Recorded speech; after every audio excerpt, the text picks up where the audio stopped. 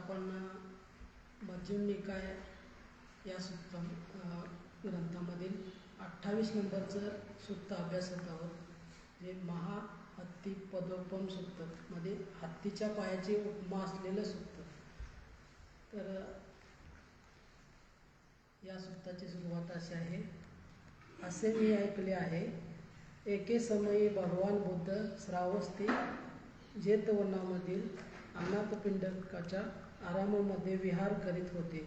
तेथे आयुष्यमान सारिपुत्तांनी भिक्खूंना संबोधित केले. आयुष्यमानानो भिक्खूंनो, आयुष्यमान असे म्हणून भिक्खूंनी आयुष्यमान सारिपुत्तांना उत्तर दिले. आयुष्यमान सारिपुत्त म्हणाले, ज्याप्रमाणे आयुष्यमानानो जंगली प्राण्यांचे जितके पायाचे ठसे आहेत ते सर्व हत्तीच्या पायाच्या ठशात सामावले जातात. मोठेपणात हत्तीच्या पायाचा ठसा त्यांच्यामध्ये मोठा मानला जातो. त्याचप्रमाणे आयुष्यमान जितके कुशल धर्म आहेत ते सर्व 4 आर्य सत्यामध्ये सामावले जातात. कोणत्या 4मध्ये? दुःख आर्य सत्य, दुःख समुदय आर्य सत्य, दुःख निरोध आर्य सत्य आणि दुःख निरोधगामिनी प्रतिपद आर्य सत्य. काय आहे आयुष्यमानानं दुःख आर्य सत्य? जन्म दुःख आहे, म्हातारपण दुःख आहे, मरण दुःख आहे, शोक रडणे ओरडणे दुःख आहे. संक्षेपात 5 उपादान स्कंद दुःख आहेत. आयुष्यमानानो 5 उपादान स्कंद कोणते? रूप उपादान स्कंद, वेदना उपादान स्कंद, संस्कार उपादान स्कंद, विज्ञान उपादान स्कंद. आयुष्यमानानो रूप उपादान स्कंद काय आहे? 4 महाभूते आणि 4 महाभूतांचे मिळून बनणारे रूप. आयुष्यमानानो 4 महाभूते कोणती? पृथ्वी धातू, आप धातू, तेज धातू, वायू धातू. आयुष्यमानानो पृथ्वी धातू काय आहे? पृथ्वी धातू आंतरिक शरीरात आणि बाहेर आहे. आयुष्यमानानो आंतरिक पृथ्वी धातू काय आहे? जो शरीरामध्ये कठीण पदार्थ आहे, जसे की केस, लोम, नखे, दात, चमडी, मांस, स्नायू, हाडे, मज्जा, बुक, हृदय, यकृत, क्लोमक, प्लीहा, फुफ्फुस, आतडी, उदरातील मल, जे काही शरीरामध्ये कठीण पदार्थ आहेत याला आयुष्यमानानो आंतरिक पृथ्वी धातू असे म्हटले जाते. जो आंतरिक पृथ्वी धातू आहे आणि जो बाह्य पृथ्वी धातू आहे तो पृथ्वी धातूच आहे. ती ही पृथ्वी ना माझी आहे, ना मी तिचा आहे, ना ती माझी आत्मा आहे, असे यथार्थाने चांगल्या प्रकारे जाणून पाहिले पाहिजे. अशा तऱ्हेने यथार्थाने चांगल्या प्रकारे जाणल्यावर पाहणाऱ्याला पृथ्वी धातूविषयी उदासीनता निर्वेद प्राप्त होते. पृथ्वी धातूविषयी तो चित्ताला विरत करतो. आयुष्यमानानं अशी पण वेळ येत असते जेव्हा बाहेरील पृथ्वी धातू कुपित होतो. त्यावेळी बाहेरील पृथ्वी धातू अंतर्धान पावत असतो. तेव्हा आयुष्यमानानं एवढा मोठा बाहेरील पृथ्वी धातूसुद्धा अनित्य यक्षधर्माचा, क्षयधर्माचा, विपरिणाम धर्माचा आहे असे कळते. तर या क्षुद्र परिणाम शरीराचे काय म्हणावे? तृष्णेमध्ये अडकलेला ज्याला मी माझा किंवा मी आहे म्हणतो तो पृथ्वी धातू त्याचा होत नाही. भिक्खूंनो, जेव्हा दुसरे आक्रोश, पीडा, रोष, पीडा देतात तेव्हा तो समजतो ही उत्पन्न झालेली दुःखरूप वेदना कानांचा संबंध असल्याने, कानांचा स्पर्श झाल्याने मला झाली आहे आणि ती कारणे उत्पन्न झाली आहेत. कारण नाही, अकारण नाही, कोणत्याही कारणाने स्पर्शाच्या कारणाने. स्पर्श अनित्य आहे ते तो पाहतो. वेदना अनित्य आहे ते तो पाहतो. संज्ञा अनित्य आहे ते तो पाहतो. संस्कार अनित्य आहे ते तो पाहतो. विज्ञान अनित्य आहे ते तो पाहतो. त्याचा चित्तधातू पृथ्वी रूपाच्या विषयापासून वेगळा, स्वच्छ, स्थिर, विमुक्त होत असतो. त्या भिक्खूशी आयुष्यमानानं जरी दुसरे हाताने, दगडांनी, काठीने, शस्त्रांनी गैरवर्तन करू लागले तरी तो जाणतो की हे अशा प्रकारचे शरीर आहे की ज्याला हाताचा स्पर्शसुद्धा लागतो, दगडांचा स्पर्शसुद्धा लागतो, काठीचा स्पर्शसुद्धा लागतो, शस्त्राचा स्पर्शसुद्धा लागतो.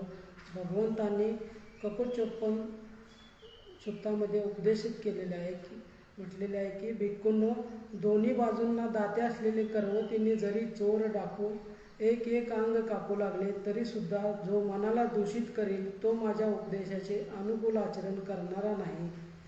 माझे वीर्य चालूच राहील, माझा विस्मरण रहित स्मृती जागृत राहील, काय स्थिर अचंचल चित्त एकाग्र राहील. वाटल्यास ह्या शरीराला हाताचा स्पर्श होवो, दगडाने मारले जावो, काठी पडो, शस्त्र लागो, परंतु बुद्धाचा उपदेश पूर्ण केलाच पाहिजे. तर इथं आपण पाहतो की तर सारीपुत्त इथं भिक्खूंना उपदेश करत आहेत की जसा हत्तीचा पायाचा ठसा जंगलामध्ये उमटलेला असतो तसं त्याचप्रमाणे त्या हत्तीच्या पायाच्या ठशामध्ये इतर प्राण्यांचे पायाचे जरी ठसे उमटले तरी ते हत्तीच्या पायामध्ये सामावतात, कितीही मोठा प्राणी असला तरी. जसं तर हत्तीच्या पायाचा ठसा मोठा असतो तसाच इतर प्राणीसुद्धा त्यांच्या पायाचे ठसे त्या ठस्यामध्ये सामावले जातात. तसं भगवान बुद्धांचा जो धम्म आहे त्या धम्माच्या इतर शिकवणी आहेत त्या संपूर्ण 4 आर्य सत्यामध्ये सामावलेल्या दिसतात, असं इथं सारीपुत्तांना सांगायचं आहे. तर ते 4 आर्य सत्य आहेत: दुःख आर्य सत्य, दुःख समुदय आर्य सत्य, दुःख निरोध आर्य सत्य, दुःख निरोध ग्रामिणी प्रतिपद आर्य सत्य. तर दुःख आर्य सत्य आपण पाहू शकतो की दुःखामध्ये सांगितलेलं आहे की जन्म दुःख आहे, म्हातारपण दुःख आहे, आजारपण दुःख आहे, मरण दुःख आहे, शोक करणे दुःख आहे, रडणे दुःख आहे, मानसिक त्रास, पश्चाताप या सर्व गोष्टी दुःख देणाऱ्या आहेत. तर माणसाचा जेव्हा जन्म होतो तेव्हा रडण्यानंच त्याचं सुरुवात होतं. पहिला संस्कार होतो तो त्याचा रडण्यानं होतो. जसं श्वास घेण्याला त्याला श्वास घेतल्याशिवाय जिवंतपणा त्याचा सिद्ध होत नाही. लहानपणी जेव्हा उदरातून ते बाहेर येतं तेव्हा ते मातेच्या उदरामध्ये तिथं जे असतं तेव्हा त्याला कोणत्याच गोष्टीची गरज भासत नसते. शारीरिक ज्या गोष्टी त्याला आवश्यक असतात त्या सर्व मातेच्या उदरातून मिळत असतात. जे तेव्हा बालक बाहेर येतं तेव्हा त्याला पहिला श्वास घ्यावा लागतो. श्वास घेण्यासाठी त्याला ज्या वेदना होतात त्या रडण्याशिवाय त्याला सुरुवातच होत नाही. त्याचं हृदय जे स्पंदन होणार असतं, चालू होणार असतं, ते पहिल्या रडण्यानं सुरुवात होतं. त्याला जेव्हा बाहेरचा स्पर्श होतो तेव्हा त्याला अनुकूल नसतो, तो त्याला नकोसा वाटत असतो, त्यामुळं त्याला दुःख होतं, त्यामुळं देखील ते रडतं. त्याला बाहेर डोळे उघडल्यानंतर जो प्रकाशाशी संपर्क येतो तो देखील त्याला दुःखकारक वाटतो, कारण त्याचे डोळे तो प्रकाश मॅच करू शकत नाही बॉडी. इतर जे परिचारिका असतात किंवा जी माता असते त्या लोकांचा स्पर्श देखील त्याला तो जाणीव नसते, त्या स्पर्शाचा देखील त्याला त्रास होत असतो, म्हणून ते रडायला लागतं. मग जसं जसं ते बालक लहानाचं मोठं होत जातं तसं ते अनेक गोष्टींनी त्याला दुःखाला सामोरं जावं लागतं. जसं की भगवान बुद्ध सांगतात की हे जे बालक आहे ते जेव्हा जसं जसं पुढं मोठं होत जाईल त्याला अनेक गोष्टी शिकाव्या लागतात. त्या ज्या गोष्टी शिकत असताना 5 इंद्रियांच्या माध्यमातून त्याला ग्रहण करत असतं ते, आणि 5 इंद्रियांच्या ज्या ज्या गोष्टीशी संपर्क येतो त्या गोष्टीशी त्याला जे हवं आहे तो त्याला चिकटून राहायचा प्रयत्न करतो. ज्या गोष्टी त्याला नको आहेत त्या गोष्टीपासून दूर पळून जाण्याचा प्रयत्न करतो. आणि हे जे त्याचं पळून जाणं आणि त्या गोष्टी प्रति आसक्त राहणं ह्या गोष्टी दुःखदायक आहेत. ह्या गोष्टींचा सामना करत करत तो जेव्हा व्यक्ती म्हातारा होतो तेव्हा त्याचं शरीर जे आहे जीर्ण झालेलं असतं, त्याची हाडं आहेत ती कमकुवत झालेली असतात, शरीरातले अनेक अवयव आहेत ते जीर्ण छायाकडे गेलेले असतात, आणि एकंदरीतच त्याला अनेक आजारांचं ते माहेरघर बनतं. अनेक आजारांना सामना करावा लागतो. तो आजाराचा सामना करत करत त्याला जे दुःख त्याच्या वाटेला येतं ते त्याला असह्य होतं, हे दुःख नकोसं वाटतं, हा जन्मच त्याला नकोसा वाटतो. आणि हे त्याच्या हातात कोणाच्याच नसतं. प्रत्येक जो जीव जन्माला आला आहे त्या ह्या गोष्टीतून त्याला जावंच लागतं आणि शेवटी पुढं जाऊन ते दुःख, तो जो आजार आहे तो इतका पुढे जातो की त्याला शेवटी मरणाला प्राप्त व्हावं लागतं. मग जेव्हा व्यक्ती मरणाच्या संपर्कात येतो तेव्हा त्याला स्वतःलाही दुःख होतं, त्याच्या नातेवाईकांनाही दुःख होतं आणि मेल्यानंतर ती जी व्यक्ती गेलेली असते त्या व्यक्तीच्या नातेवाईकांना पण शोक करावा लागतो, आक्रंदन करावा लागतो. एकंदरीतच संपूर्ण मानवाचा जन्म आहे हा दुःखमय आहे, हेच भगवान बुद्धांना इथं सांगायचं आहे. तसंच हे शारीरिक पातळीवरचं झालं, तर मानसिक पातळीवरचं पण आपल्याला दुःख पाहू शकतो. व्यक्ती प्रिय व्यक्तीचा वियोग होणं, अप्रिय व्यक्तीचा संयोग होणं आणि ज्या गोष्टी मनामध्ये इच्छिलेल्या आहेत त्या देखील पूर्ण न होणं, ह्या सर्व दुःखाच्याच कारणं आहेत म्हणतात. आणि एकंदरीतच 5 उपादान स्कंद म्हणजेच दुःख आहे असं म्हटलं जाते. तर 5 उपादान स्कंद कोणते आहेत, तर रूप उपादान स्कंद, वेदना उपादान स्कंद, संज्ञा उपादान स्कंद, संस्कार उपादान स्कंद, विज्ञान उपादान स्कंद. तर ही 5 स्कंदाने बनून एकत्र मिळून माणसाचं शरीर बनलेलं आहे. जसं आपण रूप पाहिलं, रूप हे डोळ्याला दिसणार आहे, तसंच हे 5 उपादान स्कंद आहेत. हे माणसाच्या जन्मताच हे प्राप्त होतात. ह्या स्कंदानेच माणसाचं जीवन पूर्णत्वास जातं. ज्या काही गोष्टी ह्या स्कंदाच्याद्वारे माणसाला ज्ञात होतात त्याच माणसाला पुढं घेऊन जाणारे असतात. तर आपण पुढं पाहू शकतो की रूप जे आहे, रूप कशाला म्हटलं आहे, तर रूप आहे जे सतत बदलत राहतं त्याला रूप म्हटलेलं आहे. जे निर्माण होतं आणि छयाकडे जातं त्याला देखील रूप म्हटलेलं आहे. तर रूपाचं पुढे व्याख्या अशी केलेली आहे की जे उष्णता, थंडी, भूक, तहान, डास चावल्यानं, प्राण्याचा चावा झाल्यानं, विषाणूचा संसर्ग झाल्यानं, पोलिओसारखा रोग, कोरोनासारखं विषाणूचा संसर्ग झाल्यानं, क्षयाचा संसर्ग झाल्यानं, ह्या सर्व प्रकाराने जे बदलतं ते त्याला शरीर म्हटलेलं आहे, त्याला रूप म्हटलेलं आहे. तर आपण पाहतो की शरीरामध्ये उष्णता जेव्हा जास्त होते तेव्हा आपल्याला जेव्हा ताप येतो तेव्हा शरीर पूर्ण बदलून जातं. जेव्हा थंडीचा प्रादुर्भाव जास्त होतो शरीरामध्ये तेव्हा देखील माणसाचं रूप बदललेलं आपण पाहतो. जेव्हा अतिशय भूक लागते तेव्हा पण शरीर माणसाचं बदलतं. तो तहान लागते तेव्हाही शरीरात बदल दिसून येतो.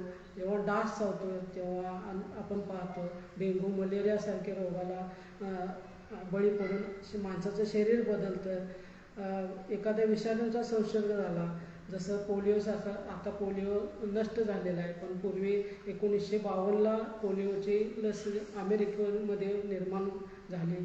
तर त्याच्या पूर्वी आणि त्याच्यानंतरही अनेक वर्ष भारतामध्ये पोलिओच्या आजाराला अनेक लोक बळी पडलेले आहेत. ते कायमचे अपंगत्व आलेलं आहे.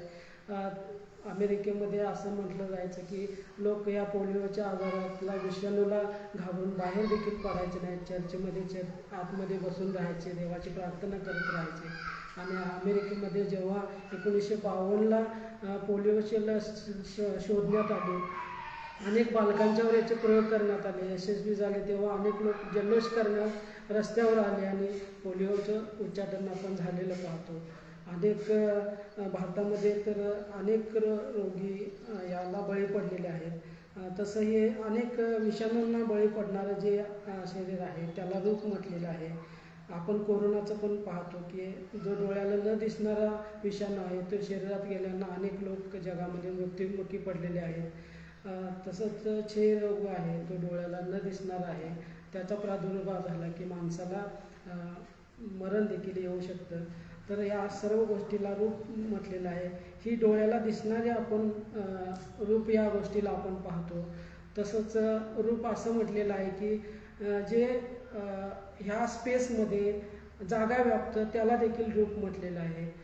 जसं पहा, मी आता इथं बसलेलो आहे, ह्या पोकळीमध्ये मी छोटीशी एक जागा व्यापलेली आहे आणि ही जागा जी व्यापलेली आहे त्यालाही रूप म्हटलेलं आहे. तर ह्या रूपाला जसं आपण सर्व जे जे जे अस्तित्वात आहोत ते ह्या स्पेसमध्ये आपण जागा व्यापलेल्या आहोत. ज्या काही ठोस वस्तू असतील, ज्या काही सजीव आहेत, तर याला पण भगवान बुद्ध सांगतात की याला वेळेचं बंधन आहे. हे वेळ आणि जागा, जे जागा आपण म्हणतो की उंची आहे, रुंदी आहे, जसं वजन आहे, त्याला ते जे पोकळीमध्ये जे व्याप्त आहे त्याला देखील रूप म्हटलेलं आहे.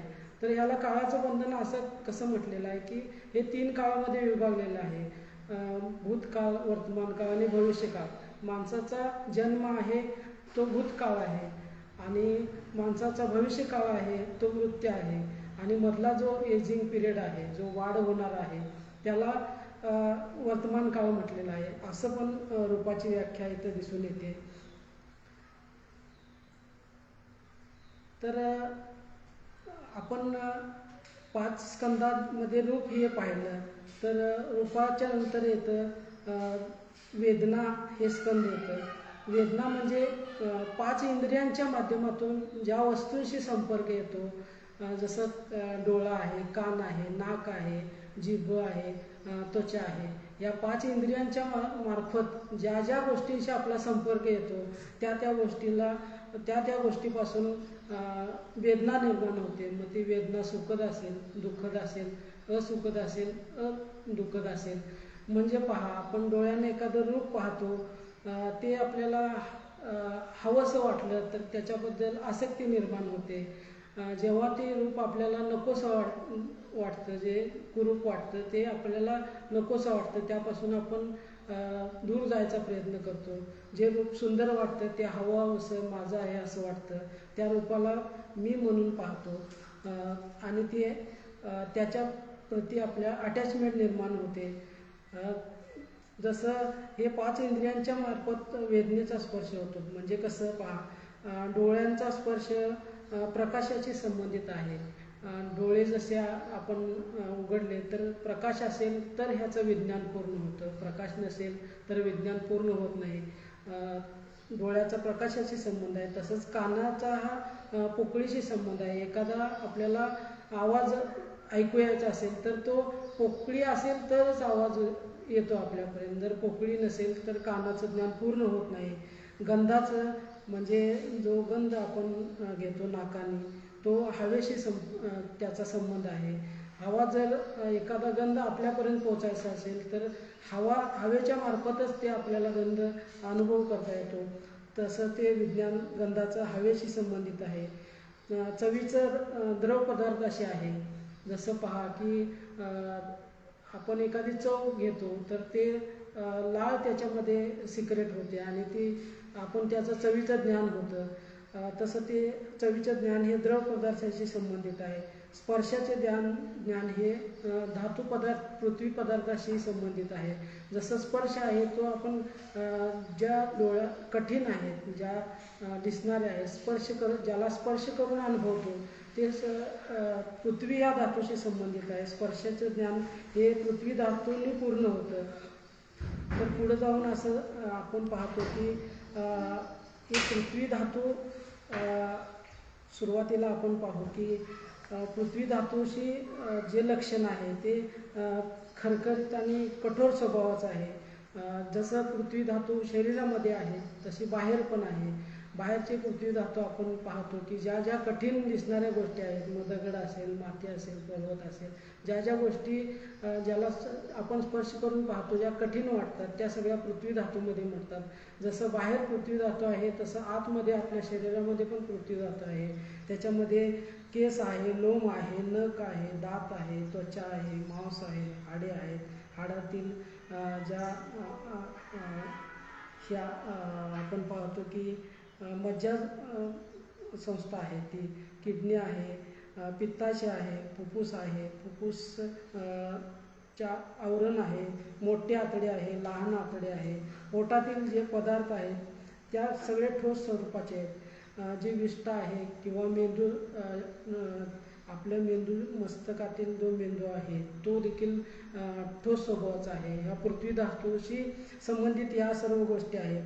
जसं पृथ्वी धातूचा आपण पाहतो बाहेर, जेव्हा पृथ्वी धातूचा विकोप होतो जलाशयानं, तर यामध्ये सांगितलेलं आहे सुत्तामध्ये, जेव्हा अतिरिक्त पाण्याचा जेव्हा फ्लो होतोय, आपण पाहतो की जेव्हा सुनामी आली तेव्हा समुद्रातलं पाणी आहे ते पृष्ठभागाकडे वाहत गेलं आणि ते इतकं वाहत गेलं की जी संपूर्ण पृथ्वी आजूबाजूला होती ती सगळी पाण्याने व्यापली गेली. अनेक गावं, घरं, ज्या ज्या वस्तू होत्या त्या सगळ्या पूर्ण पाण्याने वेढल्या गेल्या. तसं जे पृथ्वी धातूचं अस्तित्व आहे ते पाण्याच्या प्रकोपामुळं त्याचं अस्तित्व कमी झालं. तसंच शरीरामध्ये जे इतर धातू आहेत ते ज्या ज्या गोष्टींनी बनलेले आहेत त्या गोष्टीचा प्रकोप झाला की त्या गोष्टीवर परिणाम होतो आणि ते नष्ट पावणाऱ्या होतात. इथं आपण पाहतो की हाडं आहेत जी माणसाच्या शरीरामध्ये, पृथ्वी धातू ज्याला समजलं जातं, ते 206 हाडं एकत्र मिळून माणसाचं शरीर बनलेलं आहे. ते जसं लहान मुलं असतं ते हाडं सुरुवातीला छोटे असतात, ती जसं जसं बालक मोठं होईल तसं त्या हाडांचा आकार देखील मोठा होतो, मजबूत होतो. ती पुढे जाऊन आपण पाहतो की ते जेव्हा माणूस वृद्धत्वाकडे वळतो तेव्हा त्याच्या हाडातलं कॅल्शियम कमी झालेलं असतं. जर वयस्कर माणसाच्या, म्हाताऱ्या व्यक्तीचा हाडांचा एक्सरे जर काढला तर आपण पाहतो की त्याच्या हाडाला छोटी छोटी छिद्रं पडलेले दिसतात, त्याला ते क्षयाला गेलेलं असतं, त्याच्या हाडातलं कॅल्शियम कमी झालेलं असतं. माणूस जेव्हा चांगला असतो तेव्हा 2 पायावर चालत असतो, तो सर्व हालचाली आपल्या हाडाच्या माध्यमातून व्यवस्थित करत असतो. आणि जेव्हा ह्याचा क्षय होत असतो तेव्हा सरळ उभा राहणं देखील माणसाला शक्य नसतं, तो वाकून चालतो किंवा पुढे जाऊन तो काठीचा आधार घेतो. तेही शक्य नाही झालं तर त्याला झोपून राहावं लागतं आणि त्याला वाट पाहावं लागतं की केव्हा एकदा मरण येईल. जसं बाहेरच्या गोष्टी क्षय होणाऱ्या असतात तशा आतीलही ज्या ज्या कठीण गोष्टी आहेत जसं बाह्य गोष्टी वातावरणानं त्याच्यात बदल होत असतो, तसं ज्या शरीरामधील ज्या ज्या गोष्टी आहेत त्या काही गोष्टींच्या विकोप झाल्यामुळं ह्या क्षय होणाऱ्या असतात. अनेक लोकांना आपण पाहतो की शरीराचं ज्ञान नसलेले, आपली जी पचनसंस्था आहे, जे आपण अन्न घेतो तो रात्रीच्या वेळी जर 12-1 पर्यंत त्याचं पचन होण्याचं काम चालत असतं आणि रात्री 3च्या नंतर जे पचन झालेले जे पाचकरस आहेत ते शरीरापर्यंत पोहोचवण्याचं काम केलं जातं. या कालावधीत जी माणसं विश्रांती घेत नाहीत, शरीराला तेव्हा विश्रांतीची गरज असते, तर ह्यांच्यामध्ये अनेक आजार आपल्याला दिसून येतात. एक व्यक्ती तर अशी पाहिली की मी ते सतत काम करत राहायचे ऑफिसमध्ये, बराच वेळ ते स्वतःच्या तब्येतीकडे लक्ष द्यायचे नाहीत, वेळेत जेवण घ्यायचे नाहीत आणि रात्री 12, 1, 2, 3 कधी कधी ते सांगायचे की मी रात्रभर जागायचो. आणि त्याचा परिणाम असा झाला की त्यांच्या जे जठर आहे ते अक्षरशः कुजलं आणि ते आतमध्येच फुटलं, त्यांच्या आतड्या कुजलेल्या होत्या. त्यांना ते हॉस्पिटलमध्ये ॲडमिट झाल्यानंतर डॉक्टरांनी सांगितलं की तुमची जी आतडी खराब झालेली आहे ती कट करून टाकावी लागेल. तर त्यांच्या अक्षरशः 2 दिवस ते ICUमध्ये असे त्यांच्या आतड्या बाहेर काढून ठेवलेल्या होत्या. ते खराब झालेल्या आतड्या कट करून काढल्या आणि ते जेव्हा शिवलं गेलं पुन्हा त्याच्यामध्ये ते इन्फेक्शन झालं, रक्ताने पूस जमा झाला, पुन्हा ते शिवलेलं खोलावं लागलं आणि त्यांना परत ते स्वच्छ करून परत ते ऑपरेशन करून शिवावं लागलं. असं त्यांना जवळजवळ 21 दिवस ICUमध्ये काढावं लागलं. आता त्यांची प्रकृती अशी आहे की ते जास्त वेळ कामही करू शकत नाही. असंच आहे, माणसानं जर शरीराला आपल्या समजून नाही घेतलं, निसर्ग धर्मानुसार जर याच्याकडे नाही पाहिलं तर हे नष्ट होणार आहे, हे बिघडणार आहे. तर ह्या शरीर धातूला आपण असं पाहू शकतो. पुढे जाऊन आपण पाहतो की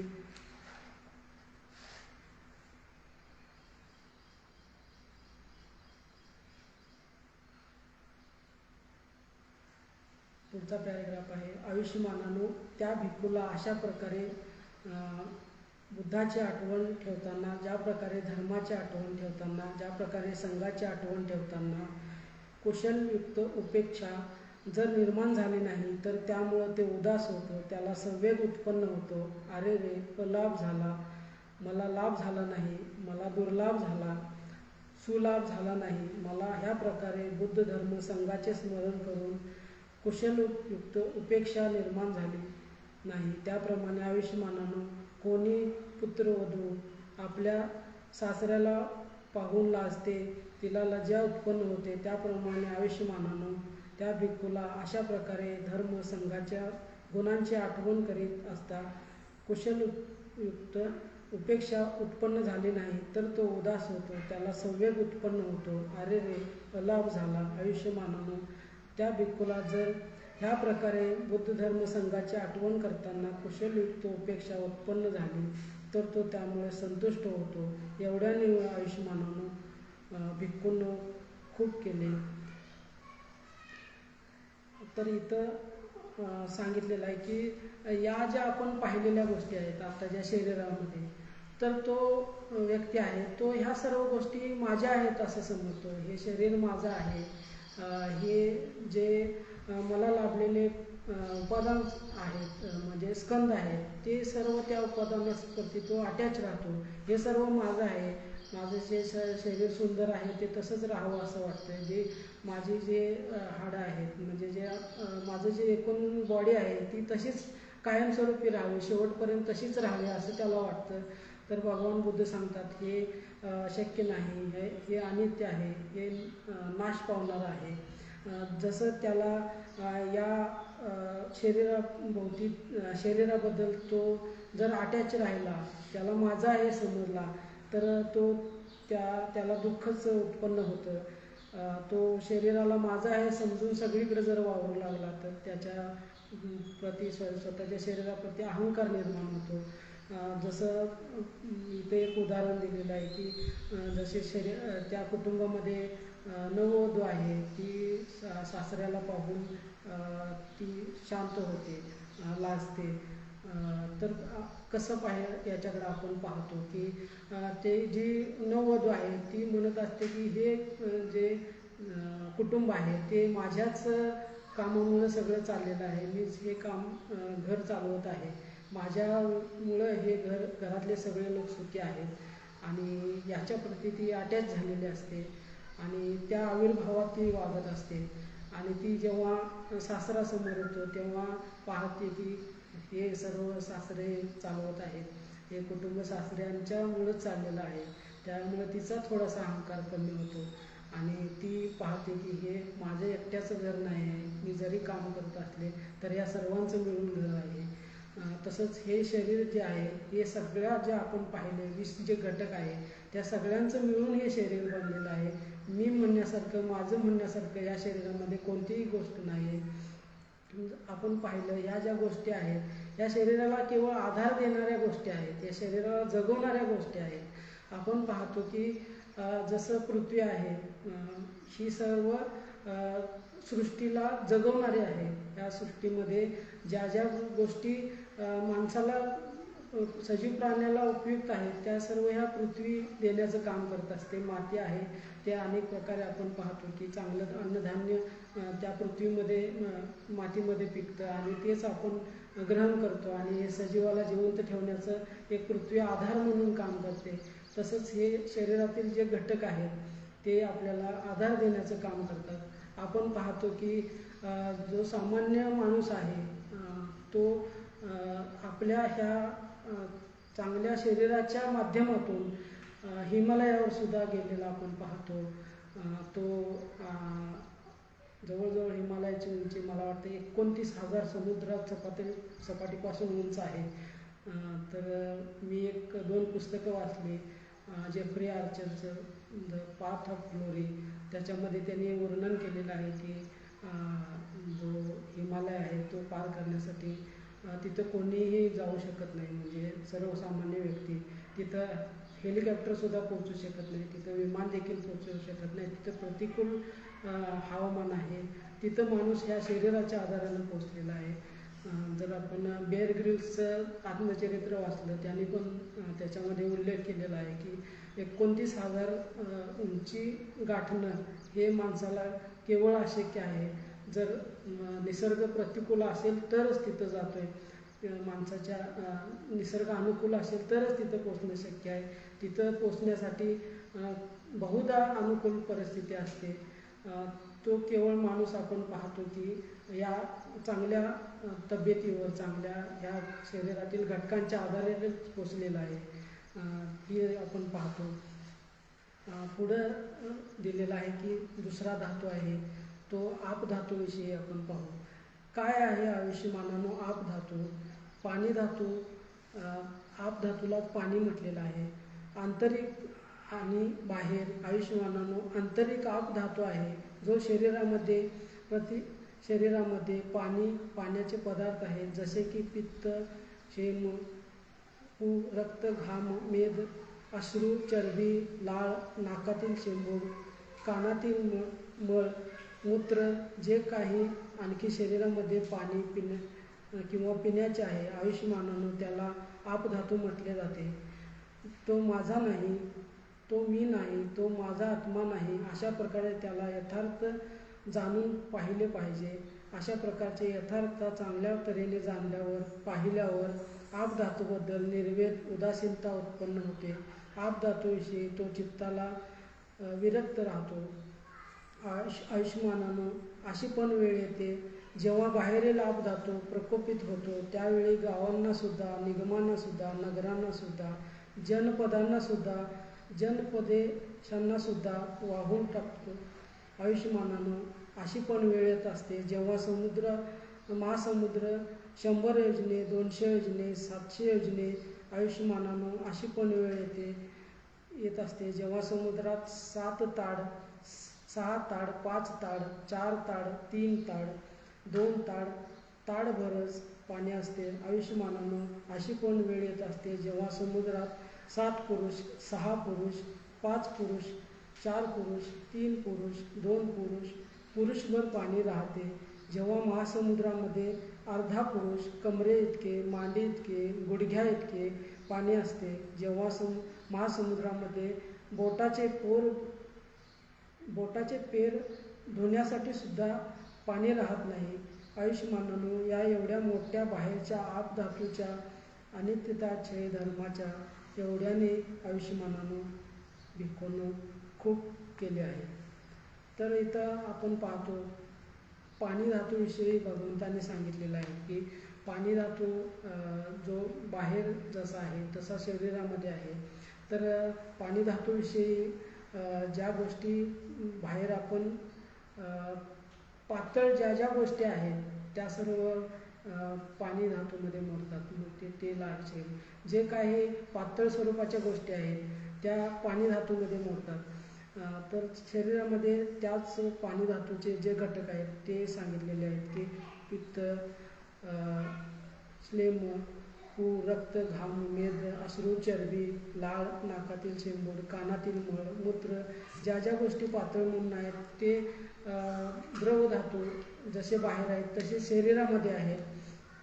तर पुढे सांगितलेले आहे की जेव्हा ह्या जल धातूचा प्रकोप होतो बाहेरच्या घटकामध्ये, ह्या वातावरणामध्ये, तेव्हा ते आपण पाहतो की मगाशी आपण पाहिलं की जेव्हा सुनामी झाली तेव्हा ह्याचा प्रकोप होऊन अनेक पृथ्वीचा भूभाग आहे तो पाण्याने व्याप्त झालेला आहे. तसं इथं पण उदाहरण दिलेलं आहे की ताड या वृक्षाचं दिलेलं आहे की ते सुरुवातीला अंतरामध्ये सांगितलेलं आहे की 6 योजन, 7 योजन, शेवटी 1 योजन सांगितलेलं आहे.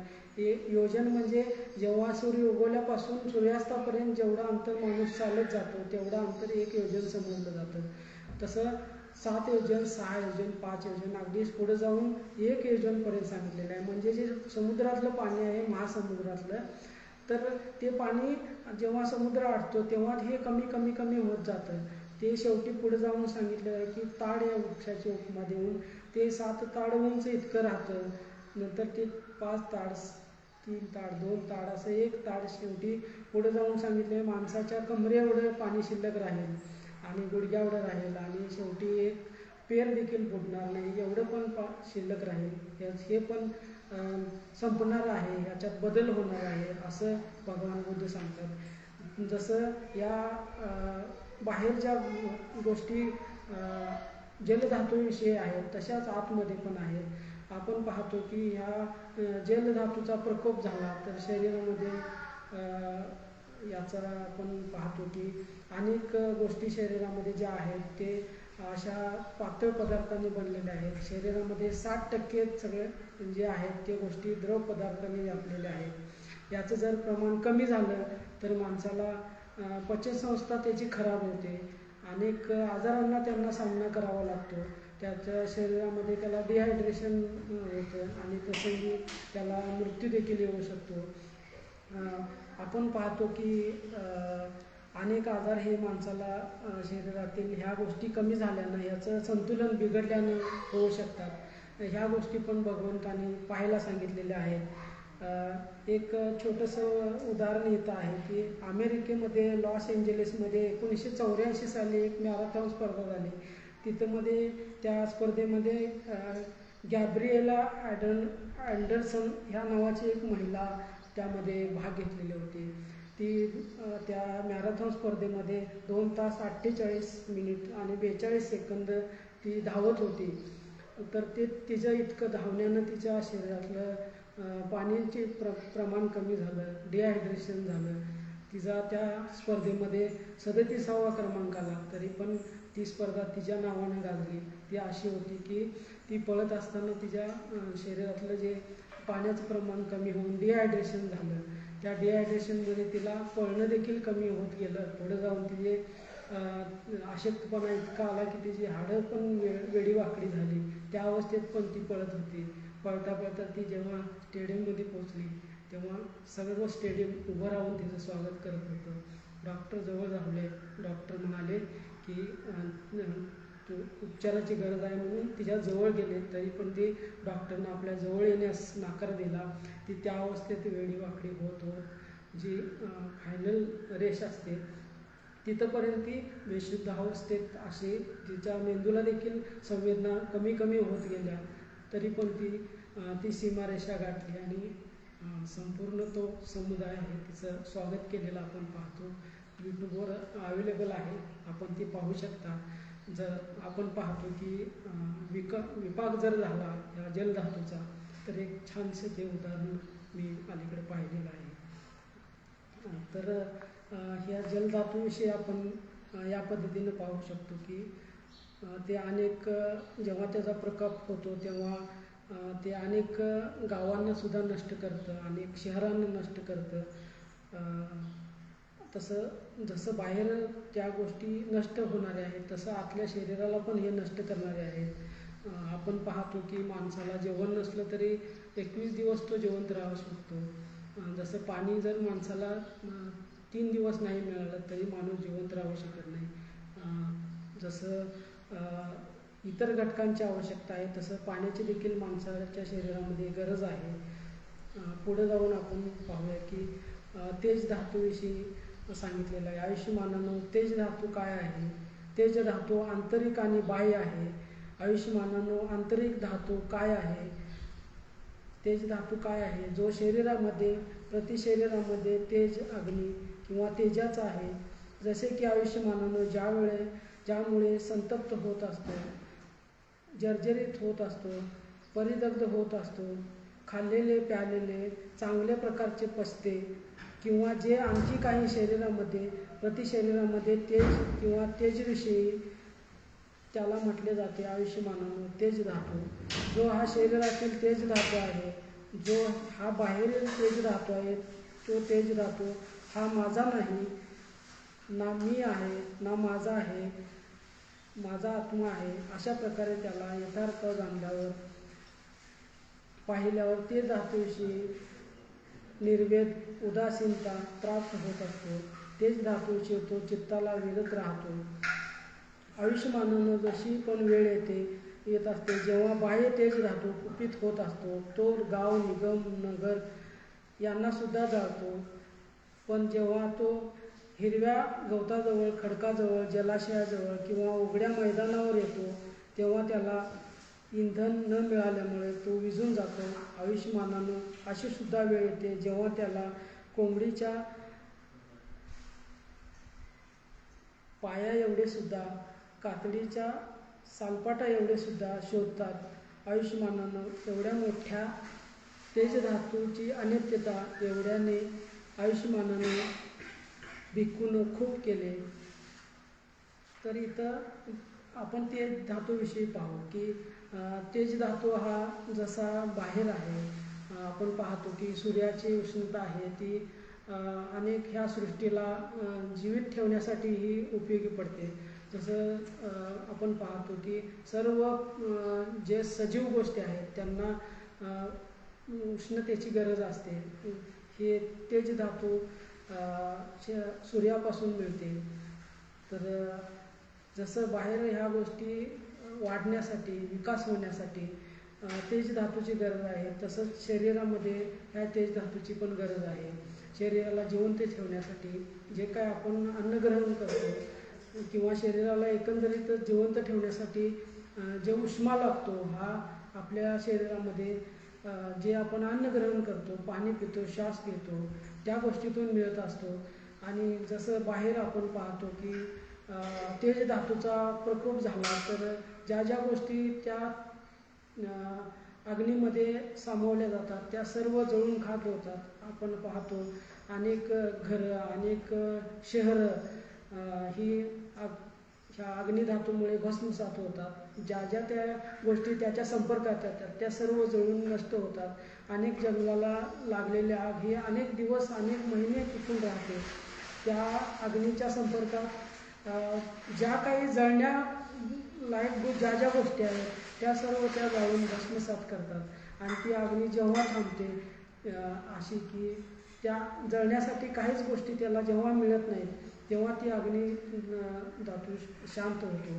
तसंच शरीरामध्ये पण आपण पाहतो की ह्या शरीरामध्ये जसं जिवंत राहण्यासाठी ह्या ज्या अग्निधातूची गरज आहे त्याचा जर प्रकोप झाला तर ह्या गोष्टीचा जर बॅलन्स बिघडला तर आपण पाहतो की एखाद्या माणसाला जर बिघाड आल्यावर अग्निधातू इतका प्रकोपित होतो की त्या शरीराचं तापमान 100-102 पर्यंत जातं आणि त्याला ते जीवन एक वेळा संपवावं लागतं. म्हणजे तो त्याच्या मेंदूपर्यंत तो तापाचा प्रकोप होतो. तर ह्याचं जर बॅलन्स नाही राहिला तर माणसाला अनेक रोगांना सामना करावा लागतो. जसं की आपण पाहतो की आज जो पॅरालिसिसचा अटॅक आहे तो ह्या अग्निधातूचा प्रकोप झाल्यानंच पाहतो की ज्या माणसाला पॅरालिसिसचा अटॅक येऊ दे किंवा जो अटॅक हा आपण म्हणतो तो अग्निधातू प्रकोपित झाल्यानं संपूर्ण शरीराचं टेम्परेचर वाढलेलं असतं आणि ते नियंत्रणाच्या बाहेर जातं. तेव्हा ते त्याला पुढे जाऊन पॅरालिसिस होतो किंवा त्या प्रसंगी त्या व्यक्तीचा मृत्यू देखील पावतो. जसं शरीरात आपण पाहतो की ह्या गोष्टी ज्या खाल्लेल्या आहेत त्या पचन होण्यासाठी, शरीराचं संतुलन राखण्यासाठी सुद्धा अग्निधातू उपयोगी पडत असतो. जेव्हा अग्निधातू क्षय पावतो तेव्हा हे सगळे माणसाच्या शरीरातील अवयव आहेत ते हळूहळू निकामी व्हायला लागतात. आपण म्हाताऱ्या माणसाचं पाहू शकतो की त्याच्यामध्ये ऊर्जा निर्माण करण्याची क्षमता हळूहळू कमी झालेली असते, क्षीण झालेली असते. त्यामुळे त्याचे अनेक अवयव हे हळूहळू कमजोर पडलेले असतात. त्याला बाह्य वातावरणाशी आपलं शरीर जुळवून घेणं कठीण होऊन जातं आणि त्याला शेवटी प्रसंगी एक अवयव त्याच्या मृत्यूच्या समयी आपण पाहतो की ते बंद पडत जातात. आणि सगळ्यात शेवटचा जो घटक असतो जो हृदयाला जे उष्णता निर्माण करण्याचं, हृदयाला जिवंत ठेवण्याचं काम आहे ते उष्णता धातूचं ते संपलेलं असतं आणि ते हृदय बंद पडतं आणि तो त्याच्या शरीरातली ऊर्जा पूर्ण नाहीशी होते. ते शरीर थंड पडतं आणि आपण त्याला मृत असं घोषित करतो. जसं बाहेर सृष्टी ही जिवंत ठेवण्यासाठी जी तेज धातूची गरज आहे, तसं माणसाच्या शरीराला जिवंत ठेवण्यासाठी हे तेज धातूची अतिशय महत्त्वाचं आहे. आणि ह्या गोष्टीला जर आपण मी म्हणालो तर हे दुःखकारक आहे. हे आपल्या हातामध्ये नाही आहे. जसं हे बाहेरचं इम्बॅलन्स होतं तसं शरीरामध्ये पण त्याचा बॅलन्स साधला जात नाही. या बाह्य गोष्टीवर अवलंबून असतं. ह्या गोष्टी जर आपल्या नियंत्रणामध्ये नसतील तर ह्याला देखील आपण माझं शरीर, माझी ऊर्जा, हे माझं असं म्हणण्यासारखं काही राहत नाही या शरीरामध्ये. तर हेच इथं सांगायचं आहे. पुढं आपण पाहतो की वायू धातू विषयी आपण पाहू शकतो. आयुष्यमानानं वायू धातू काय आहे? वायू धातू आंतरिक सुद्धा आहे, बाहेरचा सुद्धा आहे. शरीरातील वायू धातू कोणता आहे? जे शरीरामध्ये प्रति शरीरामध्ये वायू किंवा वायूचे पदार्थ आहेत. ज्याप्रमाणे वर जाणारा वायू, खाली जाणारा वायू, पोटातील वात, श्वासोच्छ्वास आणि आणखी जे काय आहे ते सर्व आयुष्यमानानं आंतरिक वायू धातूमध्ये आहे. आयुष्यमानानं अशी पण वेळ येत असते की जेव्हा वायू धातू कुपित होत असतो, तो गावांना, निगमांना, नगरांना उडवून लावतो. आयुष्यमानानं अशी सुद्धा वेळ येत असते जेव्हा ग्रीष्माच्या शेवटच्या महिन्यात ताडांचा पंखा हलवून सुद्धा हवा शोधतात. आयुष्यमानानं एवढा मोठा वायू धातू एवढ्याने आयुष्यमानानं विखुरून खूप केलेला आहे. ज्याप्रमाणे तुळा वासे, गवत आणि मातीने व्यापलेले पोकळीचे घर असे म्हणतात, त्याचप्रमाणे आयुष्यमानानं हाडे, स्नायू, मांस आणि कातडीने व्यापलेली पोकळी रूप मूर्ती शरीर म्हटले जाते. जेव्हा डोळे ठीक असतात परंतु बाह्य रूप समोर येत नाही तेव्हा मनसिकार पूर्वक विषय ज्ञान मनामध्ये त्या विषयाचे ज्ञान उत्पन्न होत नाही. त्यामुळे उत्पन्न होणारा विज्ञानाचा भाग चेतोविल जात नाही. जेव्हा आयुष्यमानानं डोळे ठीक असतात, बाह्य रूप समोर असते तेव्हा त्याचे विषय ज्ञान उत्पन्न होत असते. अशा तऱ्हेने त्यामुळे उत्पन्न होणारा विज्ञानाचा भाग चेतविला जातो. जे चक्षुविज्ञानाच्या द्वारे रूप आहे त्याला रूप उपादान स्कंद म्हटले जाते. वेदना विज्ञानाच्या बरोबरचे रूप आहे त्याला वेदना उपादान स्कंद म्हटले जाते. संज्ञा उपादान स्कंद, संस्कार उपादान स्कंद तो अशा प्रकारे जाणतो. अशा प्रकारे तो 5ही उपादान स्कंदांना संग्रह करतो. हे भगवंतांनी सुद्धा म्हटलेलं आहे. जो प्रतिसमुत्पादाला पाहतो तो धर्माला पाहतो, जो धर्माला पाहतो तो प्रतिसमुत्पादाला पाहतो. जे प्रतिसमुत्पन्न आहे, कारण आहे म्हणून उत्पन्न होणारे आहे.